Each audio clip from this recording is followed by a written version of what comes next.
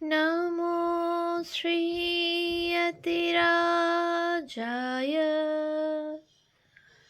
विवेकानन्दसूरये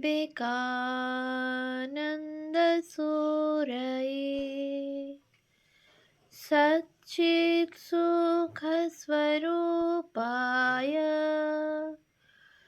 स्वामिने तापहारिणे।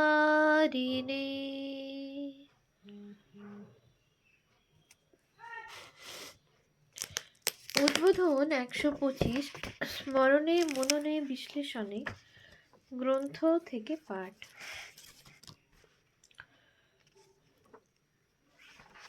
উদ্বোধন পত্রিকায় ভারতীয় দর্শন চর্চা এক অরূপ অভিসার। অমলকান্তি দেব, পৃষ্ঠা সংখ্যা ২৯৫। কোনো সাময়িক পত্রিকা কেবল কালি ও কাগজ মাত্র নয়, সেটি বহু মানুষের চিন্তা ও চেতনার সঙ্গে যুক্ত, এবং সেই টুকরো টুকরো চেতনার অনন্য কোলাজই তার অখণ্ডতার দিক নির্দেশ করে। পত্রিকা জড় নয়, তা চেতন প্রবাহ। সেই ধারা আরও স্পষ্ট হয়ে ওঠে যখন সুদীর্ঘ ১২৪ বছর পথ চলার পর সেই সাময়িক পত্রিকা সময় উত্তীর্ণ ভূমিতে এসে দাঁড়ায়। উদ্বোধন এমনই একটি পত্রিকা যা নামে সাময়িক কিন্তু প্রভাবে সময় উত্তীর্ণ, ভাষায় আঞ্চলিক অথচ বিস্তারে বিশ্বজনীন। উদ্বোধন পত্রিকার প্রথম সংখ্যায় স্বামী বিবেকানন্দের লেখা প্রস্তাবনাটি পত্রিকার ভবিষ্যতের গতিপথের একটি সুস্পষ্ট রূপরেখা তুলে ধরে। এক অর্থে সেটিই হলো উদ্বোধন এর সংবিধান।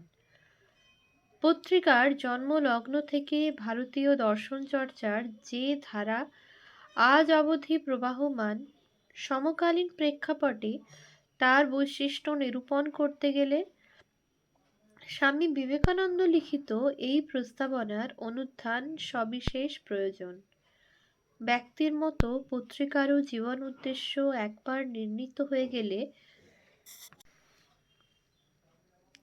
তার চলন ও রীতি সেই অনুযায়ী হয়।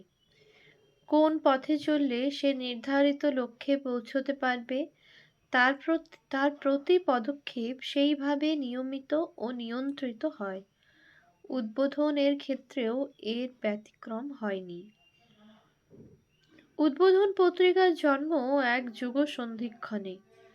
পাশ্চাত্যের প্রবল রজব প্রতাপ এবং প্রাচ্যের তমসাবৃত ধিকি ধিকি জ্বলতে থাকা সত্য বিভিন্ন কর্ম পরম্পরায় একে অন্যের মুখোমুখি। আপাত সমান্তরাল দুটি আদর্শ ও জীবনশৈলী যখন যুগের ব্যবধান কাটিয়ে একই ভূখণ্ডে একই জনগোষ্ঠীর ওপর অহমেইদং মমেইদম রূপ অভিমান করে বসে, তখন সমস্যা হওয়া স্বাভাবিক। দুই মেরুর দুই ভিন্ন আদর্শের বিপ্রতীপ অবস্থান প্রস্তাবনাতে আমরা স্পষ্ট দেখতে পাই। ভারতের বায়ু শান্তি প্রধান, যবনের প্রাণ শক্তি প্রধান। একের গভীর চিন্তা, অপরের অদম্য কার্যকারিতা। একের মূল মন্ত্র ত্যাগ, অপরের ভোগ। একের সর্বচেষ্টা অন্তর্মুখী, অপরের বহির্মুখী। একের প্রায় সর্ববিদ্যা অধ্যাত্ম, অপরের অধিভূত। একজন মুক্তিপ্রিয়, অপর স্বাধীনতা প্রাণ। একজন ইহলোক কল্যাণ লাভে নিরুৎসাহ, অপর এই পৃথিবীকে স্বর্গভূমিতে পরিণত করিতে প্রাণপণ। উৎস উদ্বোধন, মাঘ ১৩০৫, পৃষ্ঠা ৩-৪। কিন্তু এই দুই আপাত বিরোধী ভাবের সামঞ্জস্য সাধনের জন্যই উদ্বোধন এর জন্ম।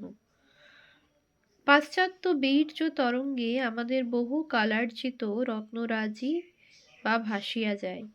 ভয় হয় পাছে প্রবল আবর্তে পড়িয়া ভারতভূমিও ঐহিক ভোগলাভের রণভূমিতে আত্মহারা হইয়া যায়।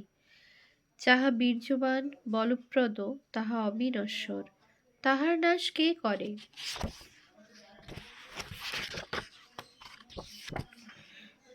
উৎস উদ্বোধন পৃষ্ঠা 6, মাঘ 1305। এই রত্নরাজি সংরক্ষণের জন্যই উদ্বোধন পত্রিকায় ভারতীয় দর্শন চর্চার অবতারণা, যাতে সকলে তাদের পৈতৃক উত্তরাধিকার জানতে ও দেখতে পারে। তারপর বিশ্বের অন্যান্য প্রদেশ থেকে যা কিছু শিক্ষণীয় তা উদার হৃদয়ে গ্রহণ করতে পারে।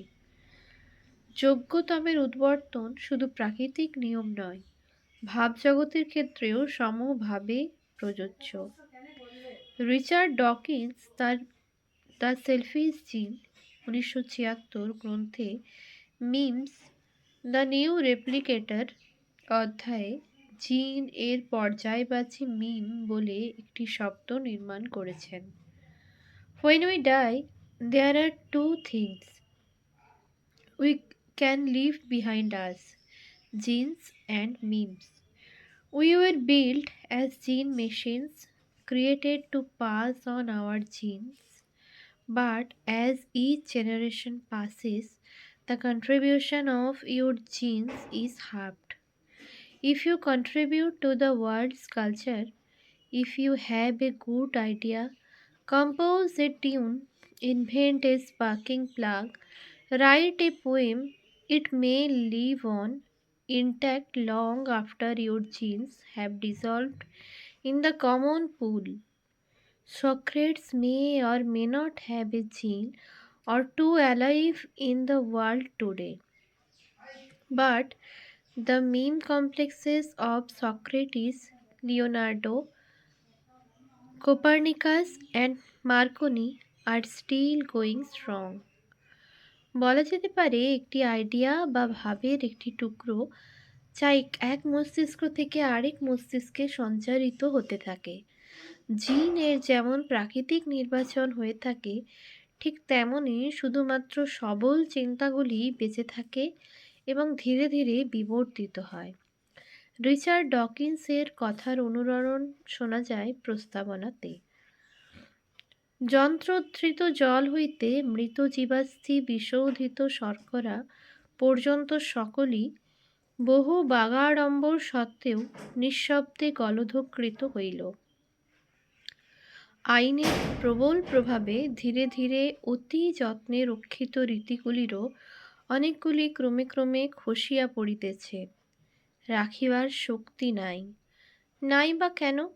সত্য কি বাস্তবিক শক্তিহীন? সত্যমেব জয়তে নানৃতম। এই বেদবাণী কি মিথ্যা? অথবা যেগুলি পাশ্চাত্য রাজশক্তি বা শিক্ষাশক্তির উপপ্লাবনে ভাসিয়া যাইতেছে, সেই আচারগুলি অনাচার ছিল? ইহাও বিশেষ বিচারের বিষয়। উৎস উদ্বোধন মাঘ 1305 পৃষ্ঠা 7। সত্যই বিচারের বিষয় বটে। যখন বহু বিরুদ্ধ ভাবের ভিড়ে বহুদিন লালিত চিন্তাশ্রেণী প্রশ্নচিহ্নের সামনাসামনি হয়, তখনই তো অগ্নি পরীক্ষার সময়। যা কিছু শক্তিহীন তা বিস্মৃতির গর্ভে চলে যাবে, যা কিছু দৃঢ় বলপ্রদ তাই ভবিষ্যৎ প্রজন্মকে আলোর দিশা দেখাবে। আসুক চারিদিক হইতে রশ্মিধারা, আসুক তীব্র পাশ্চাত্য কিরণ, ভারতের দর্শন এবং সেই দর্শনের উপর ভিত্তি করে গড়ে ওঠা কৃষ্টি ও সংস্কৃতি জনজীবনের সঙ্গে ওতপ্রোতভাবে মিশে তার সামাজিক বুনিয়াদকে এমন এক অটল স্তম্ভে পরিণত করেছে, যা পাশ্চাত্য ভাব ও স্রোতে বরং পুষ্ট হবে, ঋদ্ধ হবে, কিন্তু ভেসে কখনোই যাবে না। এর একমাত্র কারণ ভারতীয় দর্শন উপলব্ধি প্রধান। তথাকথিত আর্মচেয়ার ফিলোসফি থেকে বহু যোজন দূরে অনুভূতির অলিন্দে তার বাস। আবার সেই অনুভূতি যুক্তি অতিক্রমী নয়, যুক্তি অনুসারী। তার গতি, শ্রুতি, অনুভূতি এবং যুক্তি অবলম্বনেই ভারতীয় দর্শনের পরম্পরা গড়ে উঠেছে। দর্শনের উৎসাভিমুখে প্রত্যেক শব্দের সঙ্গেই অর্থ সংযুক্ত হয়। আর শব্দের ব্যুৎপত্তি কিভাবে হচ্ছে তা জানলে অর্থবোধও অনেক সুগম হয়। তাই দর্শন শব্দের অর্থানুসন্ধান তার অঙ্গানুসন্ধানের মাধ্যমেই হোক। সংস্কৃত দৃশ ধাতুর সঙ্গে করণে লিউট প্রত্যয় যোগ নির্মিত হয়েছে দর্শন শব্দটি।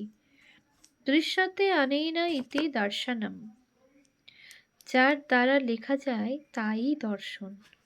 আবার ধাতু পাঠে আমরা দেখি দৃশ ধাতুর সাধারণ অর্থ দেখা, দৃশ্যের প্রেক্ষণে। উৎস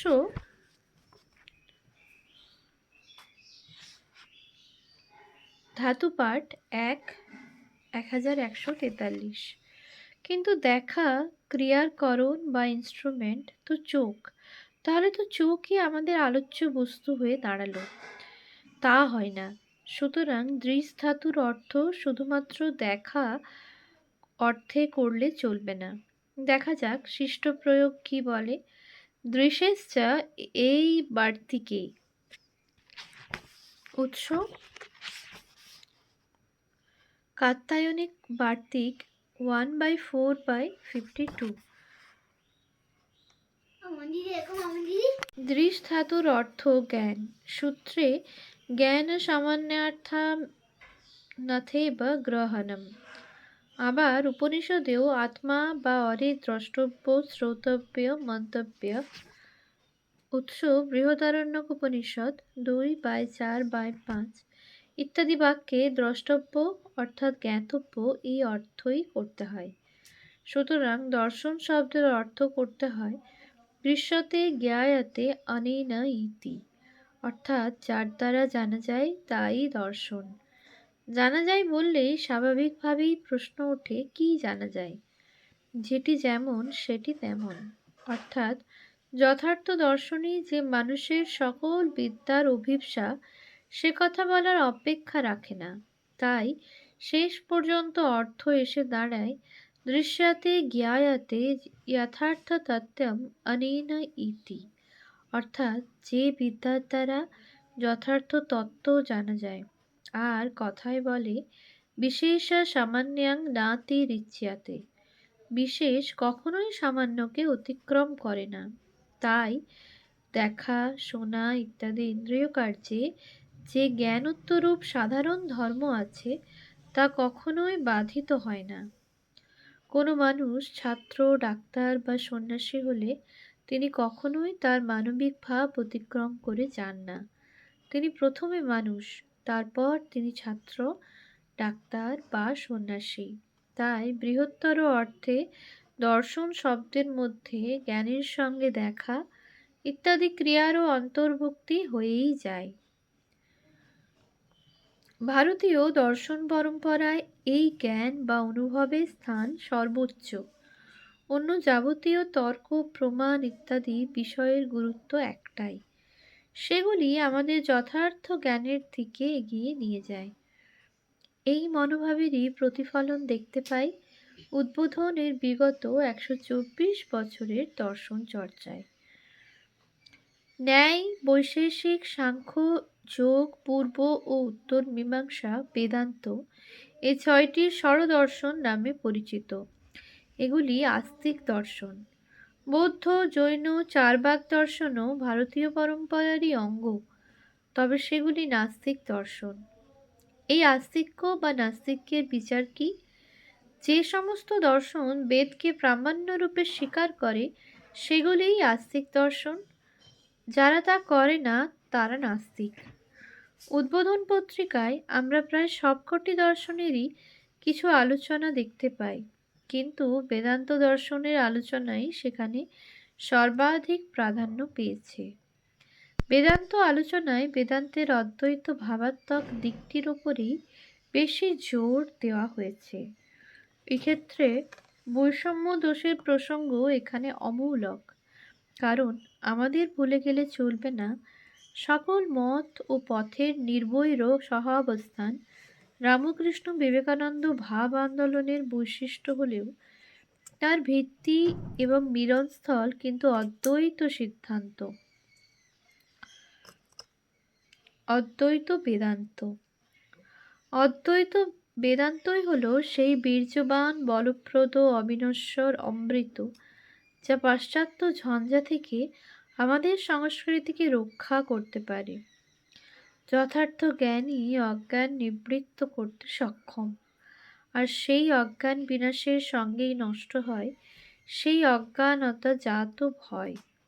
ভয় দূর হলেই আমরা ভিন্ন সংস্কৃতির যা কিছু গ্রহণযোগ্য সেগুলি অনায়াসে আত্মীকরণ করতে পারি। ওম শান্তি শান্তি শান্তি। হরি ওম তৎসৎ। শ্রীরামকৃষ্ণার্পণমস্তু।